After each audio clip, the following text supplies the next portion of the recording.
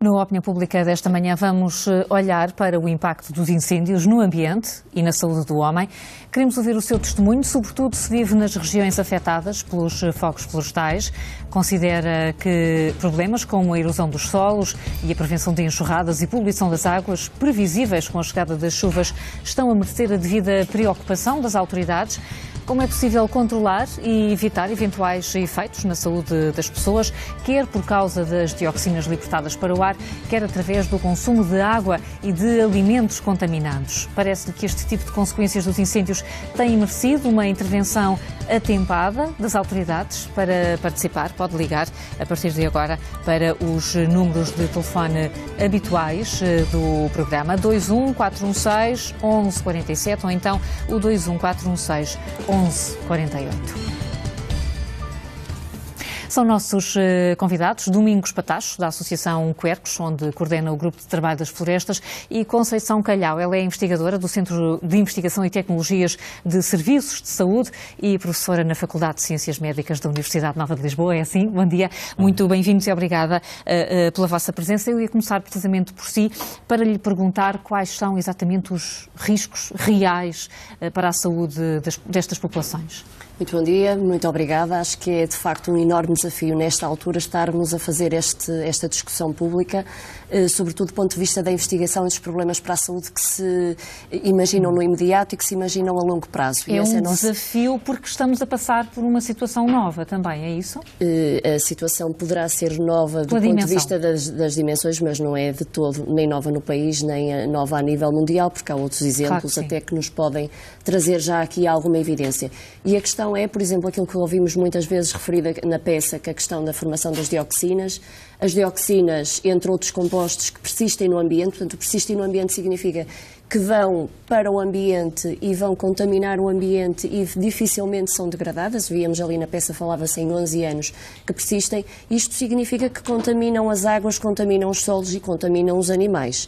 O que é que isto depois se traduz também? Numa preocupação muito grande do ponto de vista humano, que é o consumo destes produtos e aquilo que diz respeito às consequências para a saúde humana, que já se conhece há muito tempo, que eles têm, por exemplo, efeitos de alterar ou de mimetizar hormonas e, portanto, estão muito relacionados, por exemplo, com o cancro, como se ouvia na peça, que eram substâncias carcinogénicas e que se relacionam com doenças metabólicas, desde a obesidade, desde a diabetes. Portanto, isto não é um problema novo, relacionar a exposição a estes compostos com estas doenças. O problema novo é que temos que ter estratégias de monitorização de risco, sobretudo porque estamos numa fase em que a emissão destes compostos foi muito grande, foi aguda e foi muito grande, o que significa que estamos a contaminar o ambiente no seu todo. E estamos a falar em Portugal e estamos a falar em que estes contaminantes vão também provavelmente atingir outras regiões do globo. Portanto, quando diz que estamos a contaminar, estamos a dizer que já está contaminado. Exatamente, que já está contaminado. Como é que então se protegem estas pessoas? Pois, aqui temos que monitorizar a contaminação e monitorizar aquilo que seja o risco. Evitar a sua formação teria sido, desde logo, a melhor estratégia. Uma vez que isso não é possível, nós agora temos, quando eu falo em monitorizar, significa saber quais são os níveis, quais são as fontes e tentar gerir este assunto da melhor forma possível. Porque, na verdade, estes são compostos que necessariamente vão contaminar o ambiente de uma forma persistente, ou seja, ao longo dos anos. E temos que tentar ter agora a noção do risco, do tamanho do risco, e desenhar estratégias de perceber quais são os produtos que eventualmente possam estar mais contaminados, de que forma é que podemos evitar a contaminação, de que forma podemos evitar consumir esses produtos e que alternativas é que nós temos. A água é um dos grandes riscos? A água será o primeiro veículo, um dos primeiros, mas depois, quando se fala em água, fala-se em todos os solos e depois dos animais. Portanto, ao longo da cadeia trófica, da cadeia alimentar, quando se fala que persistem no ambiente, também significa que se vão bioacumulando e bioamplificando ao longo da cadeia alimentar. Ou seja, quando temos uma quantidade X na água, depois vamos ter 10.000 vezes mais no animal que vai subindo de nível trófico. E depois nós, humanos, consumimos o nível trófico mais elevado, estamos a contaminar, estamos a ingerir alimentos com uma contaminação muitíssimo superior. Isto não é novo. Aliás, isto já sabe desde os anos 60 do século passado a consequência da ingestão de produtos alimentares contaminados com entidades como estas. Desde os anos 60 há algum caso em particular que seja exemplar do... O clássico daquilo que nós sabemos da história da definição e do conceito de alterador endócrino vem dos anos 60, da altura em que se usava em larga escala e de uma forma não controlada um inseticida que é o DDT, e que há uma investigadora americana exatamente que chama a atenção para uma primavera silenciosa, que era as aves não tinham crescido, não tinham nascido nessa primavera, os lagos estavam silenciosos, e ela chama a atenção que o DDT tinha sido utilizado em larga escala e que o DDT tinha atividade estrogénica, logo não tinha sido possível a deposição do cálcio nos ovos das aves, e portanto ovos mais frágeis, e que tinha consequências. Claro que na altura, nos anos 60, e dado o poder económico da produção da DDT, ela não era de todo uma investigadora bem ouvida, foi até um pouco silenciada ela também, mas ela morreu em 64 com cancro da mama. Portanto, não tinham sido só as aves e o ambiente que tinham sido contaminados, e tinha sido também ela. Mas deixe-me só já agora uma nota que ela escreve no livro, que foi publicado em 62, uma coisa muitíssimo interessante, que ela em 62 diz que para termos um ambiente livre de DDT, teríamos que ir para tão longe como o Alasca. E em 2009, os investigadores mostram que no Alasca os ursos polares estão altamente contaminados. Isto para mostrar a amplitude, a dimensão e a escala que pode ser a contaminação. E depois estamos a falar de coisas que foram proibidas nos anos 70. Nos anos 70. Exatamente. Faz a ponte perfeita para estarmos aqui a juntar a questão da saúde pública e a questão das florestas, do que fazer agora, e era por aí também que queria falar consigo, mas perceber também quais são, ao nível dos solos, os grandes riscos que agora se colocam. Bem, obrigado pelo convite. Ao nível dos solos há um primeiro risco que está associado muito ao risco de erosão, portanto, ou seja, com as primeiras chuvas, as cinzas são arrastadas, nomeadamente para as linhas de água. Obviamente, a camada superficial do solo, parte dela também é arrastada, em que vai provocar sedimentação nas ribeiras e nos rios, e tudo isso vai provocar depois a jusante, as cheias, ou pelo menos aumentar os seus impactos. E para isso tem que se tentar minimizar. A questão é que é muito difícil. Porquê? Porque nós temos uma área ardida em números redondos acima dos 500 mil hectares, que foi o valor mais alto desde que há registro em Portugal. A imagem para os espectadores, 500 mil hectares são 500 mil... Campos de futebol, exatamente. Portanto, é uma coisa absolutamente inacreditável. Nós tivemos, o mais próximo foi nos grandes incêndios de 2003, 425 mil hectares, em que tinham morrido 21 pessoas. Algumas medidas foram tomadas nos anos seguintes. De qualquer das formas, a matriz do território manteve-se com o minifúndio a norte do Tejo, sem viabilidade económica ao nível da exploração que dê rendimento para que os proprietários façam a gestão, e, portanto, quando depois não há reorganização, não há uma gestão integral da floresta, quando há situações deste género com os incêndios, o risco é muito elevado e, portanto, é muito difícil. O que está a dizer é que se aprendeu pouco com esses grandes incêndios. Exatamente, aprendeu-se pouco. De facto, foi-se no bom caminho, principalmente nos anos até 2006, entre 2005, depois de 2005 houve também grandes incêndios. A partir daí foi feito o Plano Nacional de Defesa da Floresta contra Incêndios, que ainda tem sido recentemente falado, em que trazia, de facto, boas medidas. Algumas delas ficaram na gaveta porque politicamente não as quiseram assumir na altura e agora foram rebuscá-las, mas, portanto, já tinha sido tudo pensado. Os especialistas na área já sabiam, de facto, quais é que eram os principais problemas. O que acontece é que, para tentar minimizar a erosão das cinzas e dos solos para as linhas de água, nós temos que ver que temos uma área tão grande e dividida em pequenas parcelas de múltiplas pessoas, em que muitas delas não vivem nas aldeias do interior, mas vivem em Lisboa, ou em França, ou na Alemanha, e que já nem sabem sequer onde é que é o seu terreno. Como é que se vai aplicar medidas, nomeadamente de dispor as árvores que são cortadas à curva de nível, ou fazer pequenas valas, ou aplicar a estilha, portanto, aquela madeira triturada sobre o solo para tentar ajudar a infiltração da água no solo? Como é que se vai fazer isso quando os proprietários, muitos deles estão ausentes? Os que estão lá ou não têm dinheiro ou não têm motivação, porque o risco é tão grande e já ardeu tantas vezes que as pessoas já deixaram de acreditar, já desistiram. Mesmo quem plantou eucaliptos e quando ardem 2 vezes desistem. E isto é que é a realidade, que é um bocado dramática, e, portanto, são medidas que muitas vezes são tardias, ou seja, fazer o mesmo pedrógão que já foi há 4 meses. De facto, há medidas de emergência que foram, desenhadas, por assim dizer, mas depois são alvo de candidaturas a fundos públicos. Ou seja, isto não se compadece com burocracia, nem com meses e meses de espera. Quando elas são implementadas, grande parte do problema já aconteceu com o arrastamento das cinzas e das terras. E quando se passa muito tempo, portanto, quando a reação é demorada, e o que está a dizer é que 4 meses é muito tempo para resolver, aumentam esses riscos, quando falamos da erosão dos solos? Sim, aumentam esses riscos. Só para lhe dizer, mais recentemente, porque nós tivemos, de facto, os grandes incêndios de Pedrógão e Góis, foi em junho, foi antes da primavera, teve a arder durante o verão quase todo, e o dia 15 de outubro já estávamos no outono, não é? Portanto, que foi há pouco mais de uma semana.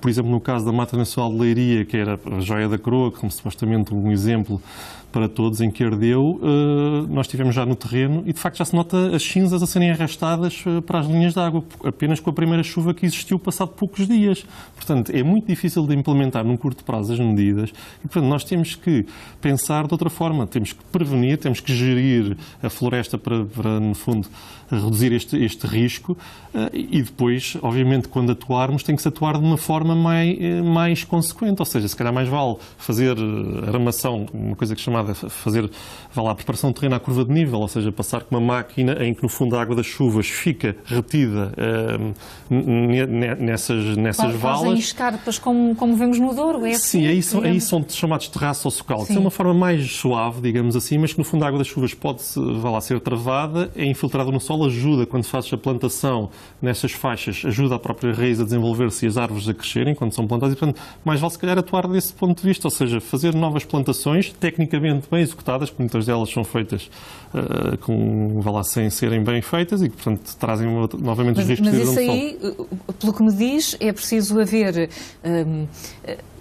o conhecimento, a capacidade de o aplicar em todos os locais, e explicou que com a dificuldade dos vários proprietários, muitos deles não sabendo exatamente o que lhes pertence, vejo aí mais sinais de preocupação do que propriamente uma oportunidade agora de se reconstruir e de se reordenar melhor e de novo. Não, há uma oportunidade. Obviamente que esta situação toda é complexa e as pessoas têm que ter esperança e os proprietários têm que ter esperança. A questão aqui não se pode pensar é que numa área ardida tão grande que seja o Estado ou o Governo que vai resolver a situação em propriedade privada. Não é? Pode dar ajuda ao nível dos apoios públicos, mas aqui a vantagem é, há alguma investigação sobre o assunto em Portugal e noutros países, tentar aplicar técnicas relativamente simples em que o proprietário, vendo bons exemplos feitos, tipo projetos piloto, a aplicação do que chamam mulching, no fundo, aquela estilha triturada da madeira sobre o solo para tentar não arrastar a camada superficial do solo e fazer infiltração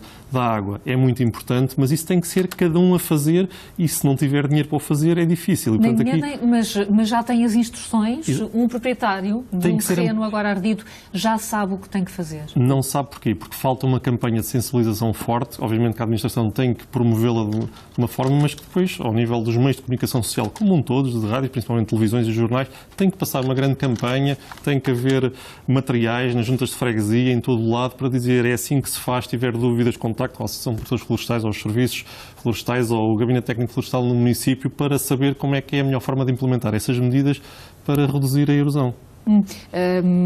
Isso, ou melhor, a meta que temos, a urgência que temos é até virem as primeiras chuvas, dirá que é por aí? Obviamente, que depende da intensidade também das chuvas. Se for o ideal, não é? O país precisa de muita. Mas sim, o país precisa de muita, portanto, em seca severa e extrema. Mas o ideal, nesta altura, quer dizer, não é o ideal, era que o São Pedro mandasse chuva, pouca chuva de cada vez, durante bastante tempo, para a água, tentar parte dela se conseguir infiltrar no solo. Atenção que a temperatura dos incêndios fazem com que os solos sejam hidrófobos, ou seja, fazem com que tenha uma camada repelente à superfície e, portanto, ajude também a água a escoar para as linhas de água, foi o que o professor da UTAD estava a dizer, e, portanto, também não ajuda à infiltração e à recarga do aquífero, portanto, dos lençóis de água subterrâneos. E, portanto, o ideal era chover menos, mas como não se sabe qual é que é o regime e com as alterações climáticas a probabilidade é de haver chuvas mais torrenciais durante menos tempo, o panorama não é muito favorável. Portanto, nós temos que gerir para o futuro, temos que plantar nova floresta, gerir a regeneração natural da floresta da melhor forma e evitar que daqui a uns anos se repita tudo o que tem vindo a repetir ao longo destas últimas décadas. Já vamos continuar a conversar, temos muitos espectadores seguramente com questões a colocar. O António Correia está a falar do Funchal, é reformado. Muito bom dia. Bom dia. Bom dia, António. Ora, na minha opinião, em primeiro lugar, devo dizer que o medo é o principal inimigo das populações. Eu, por experiência própria, há 50 anos, passei por situações do mesmo género, porque Timor-Leste, quando na administração portuguesa eu fui enfermeiro militar e tinha de fazer, mesmo com meios rudimentares, é sabido, a propósito das chuvas, é sabido que as primeiras chuvas trazem sempre problemas, trazem as chamadas dioxinas, como disse um técnico aí na entrevista, mas não só. Ora, na altura nós não tínhamos pouca preparação, mas no que diz respeito às vezes eram os militares que iam junto das populações esclarecer qual era a forma, e em Portugal há que primeiro acabar com esses medos. Depois, não sabemos se de facto vai vir muita chuva de uma vez. As chuvas podem trazer vão trazer de facto outros problemas, sem ser as dioxinas.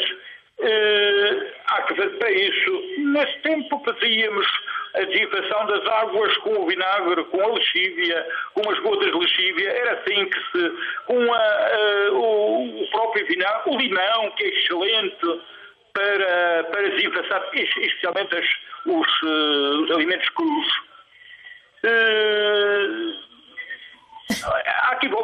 São por isso, António, vários conselhos que as populações podem seguir, havendo essa informação e informação credível, e essa ideia aqui que nos deixa de que o medo é o grande inimigo nesta altura é importante. Obrigada, António. Um bom dia para si.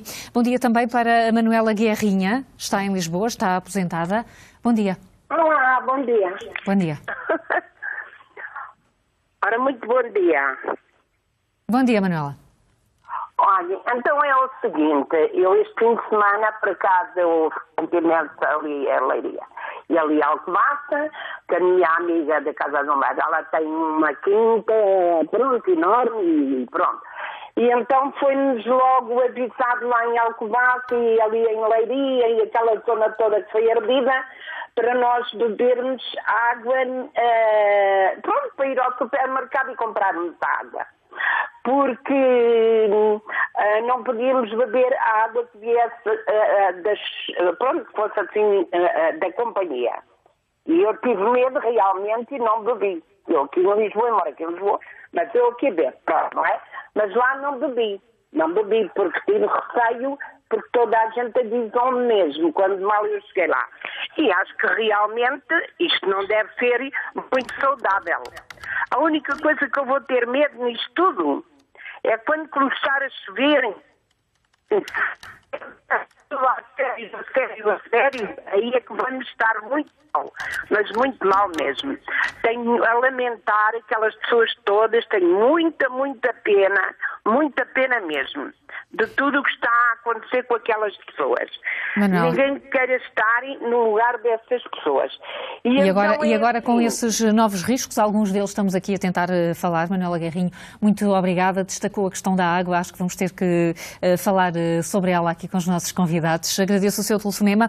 Chama agora o João Matos, está a falar de Loures, é bancário. Bom dia. Bom dia, Carla, e aos seus convidados. Carla, nós estamos nesta situação de desastre nacional porque a política seguida nos últimos 40 anos, que é uma política de direita, conduziu a isto, à negligência da floresta, à negligência em tantas vertentes da vida nacional. E depois vemos isto. A quem é que aproveita esta desgraça? Naturalmente, há beneficiários, há mandantes destes fogos. 700 ignições, uns falam em 535, mas há quem fala em 700 ignições no mesmo dia e quase à mesma hora. Tem que haver aqui crime organizado, se não mesmo terrorismo. E, portanto, esta política de desastre nacional, que está na causa de todos estes problemas que temos no presente e que vamos ter no futuro, não é? Agora é a floresta e depois são a contaminação das águas e a contaminação da cadeia alimentar. É o resultado de uma política que é preciso inverter, que é preciso mudar. Se nós tivéssemos feito como a Constituição determinava, a Constituição ao criar as regiões administrativas, nós teríamos fixado muita população. A população teria, naturalmente, porque havia massa crítica, os seus serviços de saúde, os serviços de educação, os serviços públicos em geral, e as populações, naturalmente, estariam fixadas aí, e seria também por aí a defesa da floresta. Mas esta política arruinou Portugal, ao criar esta precariedade toda. E, portanto, eu queria só citar-lhe este exemplo. Com a Lei 272 de 2015, aprovada pelo PSD e CDS, com a abstenção natural do PS, determinou-se que o incêndio florestal deixava de ser crime de investigação prioritária. Ora, deixava de ser... Isto facilitava a vida aos mandantes dos incêndios, porque aquilo deixava de ser investigado. Aliás, a GNR veio dizer que uma série de crimes não tinham sido investigados, só de incêndios, 30% ou 40%. Pois claro, se, digamos, há uma lei a dizer que não é investigação prioritária a questão dos incêndios, veja-se bem a quem são, digamos, a quem imputar a culpa à política de direita e, naturalmente, aos seus agentes. Por fim... João, vai terminar. Para terminar, é preciso, digamos, para responder à catástrofe, é preciso, digamos, os meios para responder à catástrofe. É uma política inversa desta. Uma política, digamos, de esquerda, patriótica, e aí é que está, digamos, a resposta ao desastre nacional. Muito obrigado. João, muito obrigada a nós. Um bom dia para si. Vamos ouvir a Maria Licínia. Está a falar de Mãe Martins, está reformada e agora está numa opinião pública. Bom dia. Bom dia, Ana Carla, como está? Bom dia. Ana Carla, com respeito aos incêndios, que é uma coisa por demais que a gente foi a norte agora, vi coisas horríveis, mas há uma coisa que ainda ninguém disse aí, eu gostaria que fizessem esta pergunta a uma pessoa, que era ao Sr. Passos Coelho, quando perdeu o governo, que ele disse que vinha aí o inferno. E esse inferno realmente chegou a Portugal. Gostaria realmente que ele explicasse ao povo português qual era o inferno em que ele falava. A expressão Maria Licínia era o diabo, terá sido dita numa reunião do partido e a pergunta aqui fica. Muito obrigada pelo seu telefonema. Vamos ouvir mais um espectador antes de voltarmos aos nossos convidados. O Fernando Sousa está a falar de Braga, é reformado. Bom dia. Muito bom dia. Muito prazer em estar convosco. Parabéns ao painel pelas intervenções que têm tido. Eu gostava só de chamar a atenção uma coisa. Por todas as intervenções que vemos, parece que há aqui um Porto e um Benfica. De um lado, parece que estão a ver... A situação não tem a ver com esquerda, nem tem a ver com direita. Tem a ver com muitos anos, de facto de falta de planeamento. Mas uma coisa é certa. A catástrofe verificou-se este ano. Faleceram 110, pelo menos, porque ainda há muitos que estão doentes, graves, internados. E foi este ano que aconteceu. Foi com este governo. Azar aconteceu com este governo. Podia acontecer com outro qualquer, de outra cor política. Eu não sou filiado a nenhum partido político. E aconteceu também uma outra coisa, que é muito importante. Deu 85% do Pinhal de Leiria. Quantos séculos tem o Pinhal de Leiria? E ardeu agora. Portanto, não é só culpa do eucalipto. É culpa, de facto, de muitas coisas que estiveram mal. Mas nestes incêndios, esteve mal, de facto, o ataque aos incêndios. Incendiar sempre houve, mas esteve mal, de facto, a prevenção e o ataque aos incêndios. O socorro às pessoas que ficaram indefesas. E isso ninguém pode branquear. Em relação a este problema dos fumos e das fibras que estão nos terrenos, ora, é evidente que há muitas pessoas de idade, pequenos proprietários, que não têm condições físicas, nem monetárias em função do que aconteceu, para fazer essa limpeza. E o que eu sei é que na Galiza já foi noticiado que está mesmo as próprias autarquias a construir valas, a pôr inclusive fibras, peixes, para tentar minimizar, principalmente junto a organizações FIAT, principalmente para impedir que vá então para zonas onde se possa fazer abastecimento de água para o público. Ora, e isso é que, a meu ver, o que podia fazer as autarquias e as próprias juntas, e nessa altura com o reforço de meios fornecidos pelo Estado, começar a fazer tanto quanto possível, porque hoje sempre sabemos que é uma zona extensa, mas criar prioridades, ver onde é que prejudica mais as águas que vão ser para abastecer algumas populações, alguns concelhos, e procurar, ao criar essas prioridades, pelo menos tentar minimizar, porque é evidente que nós não podemos, o São Pedro tanto pode mandar uma chuva, o ideal é que mandar só um orvalhozinho durante uns 15 dias ou um mês, não é? E depois já podia vir que chuva um bocadinho mais forte. Mas isso nós não controlamos. Mas o que podemos é tentar minimizar esse impacto através das autarquias e das juntas. Claro que o Estado tem que lhes fornecer mais mas o papel das autarquias deve ser aqui decisivo e fundamental. Fernando Sousa, muito obrigada. Bom dia para si. Vou interrompê-lo para até conseguirmos fazer um apanhado daquilo que ouvimos até agora com os nossos convidados. E Conceição Calhau, começava consigo até com a primeira intervenção do espectador António Correia, que falava que o medo é um grande inimigo. O cenário que nos traça é preocupante, pode até ser alarmante.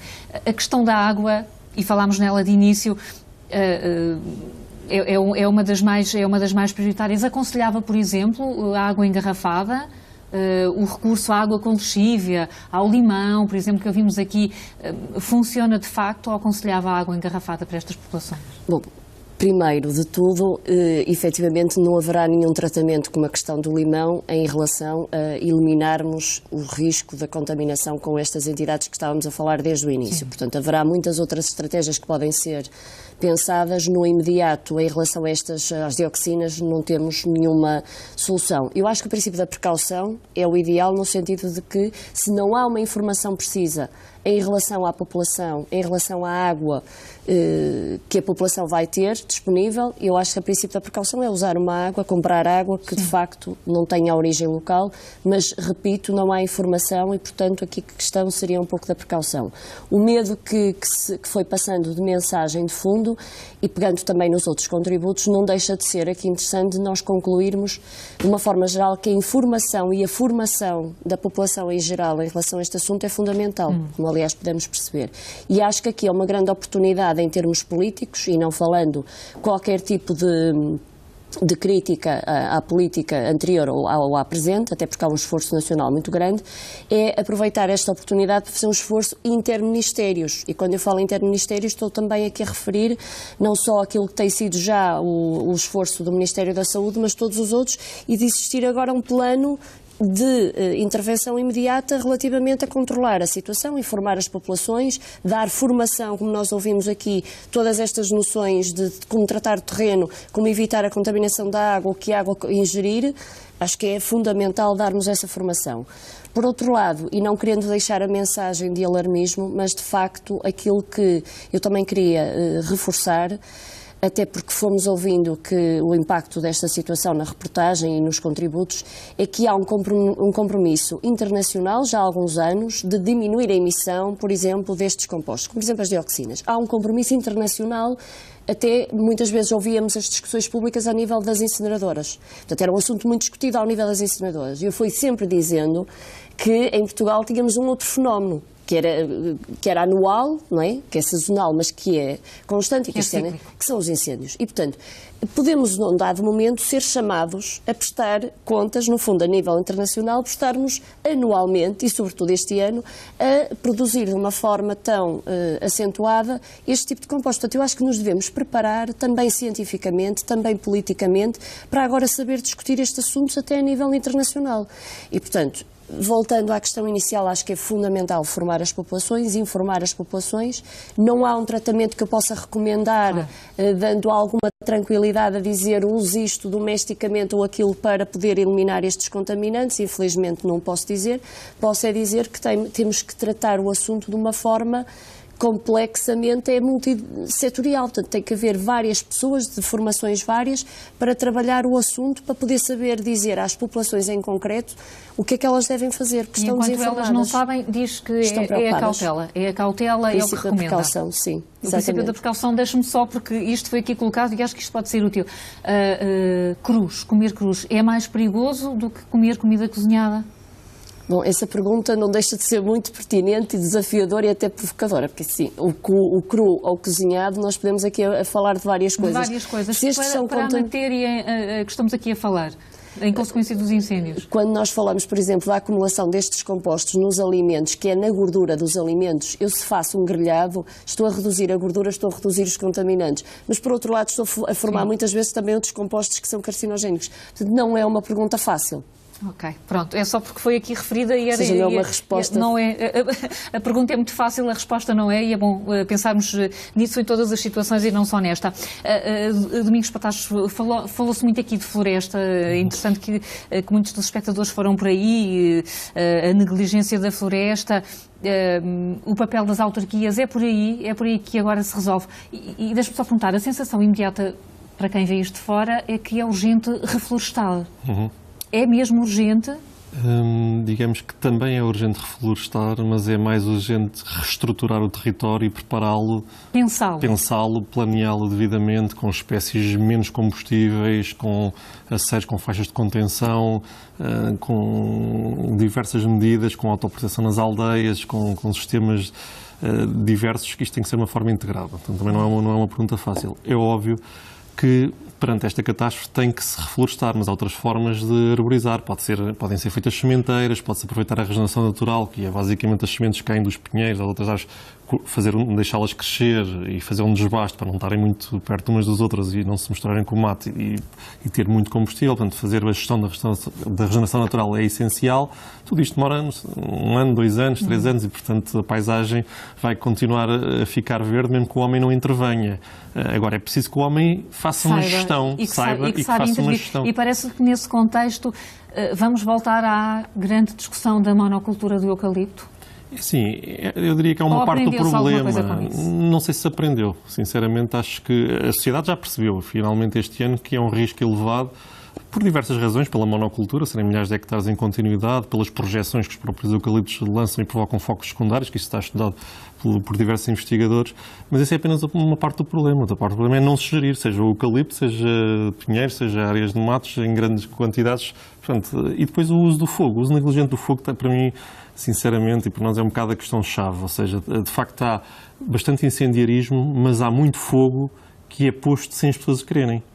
Com as fogueiras, nós temos que perceber... Como dizia o ex-secretário de Estado de Administração Interna, há mão humana, não necessariamente com dolo, exatamente, mas há muita negligência. Só que a negligência, no fundo, pode matar pessoas. E houve aqui negligência que também provocou danos graves e mortalidade. E, portanto, nós temos que perceber que, em outubro, normalmente, nesta altura, as pessoas apanham a azeitona no campo, fazem a poda das oliveiras e queimam logo os sobrantes, não é? Obviamente, com uma seca severa e extrema, qualquer pequena fogueira, a pessoa que faz essa fogueira com a boa intenção de só de queimar os ramos não consegue controlar o incêndio. E, portanto, quando nós falamos em mais de 500 ocorrências, eu tenho muitas dúvidas em que haja aí uma rede terrorista internacional com 500 terroristas ou centenas de terroristas a espalhar fogos por todo lado. Porque, de facto, os estudos das causas de incêndios deviam ser mais apurados, como bem referido, há muitos em que a causa não é apurada e, portanto, deve ser investigada aí. E o que um dos telespectadores disse também, do ponto de vista político, tem muito interesse, é que em 2015 foi deixado de considerar prioritária a investigação do crime de incêndio florestal. Não se percebe porquê.